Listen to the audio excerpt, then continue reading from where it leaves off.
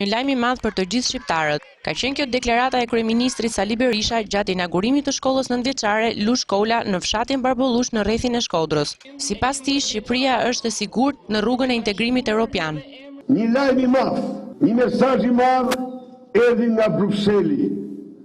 Shqipëria mori statusin e vendit kandidat. Ju rekomanduar.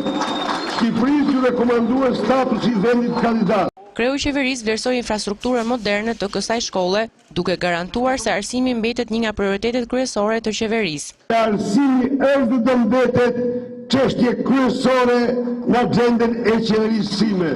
Shefi ekzekutiv nga Shkodra I ka kthyer përgjigje edhe akuzave të opozitës për bërjen politike përpara fëmijëve në mjediset e shkollave. Ata të cilët më qortojnë se po bëj politik, duhet të bëj të ditur sot nga Bushati se politika ime më kryesore është shkollimi I fëmijëve të Shqipërisë. Së dashur fëmijë, nuk ka politik më të rëndësishme dhe më të mirë për mua se sa të ndërtojmë për ju shkollat më moderne, më të bukura. Ndaj dhe u them atyre që më qortojnë, mos u lodhi, se politika ime e parë dhe më rëndësishme është shkollimi I djemve dhe vajzave tanë në shkolla.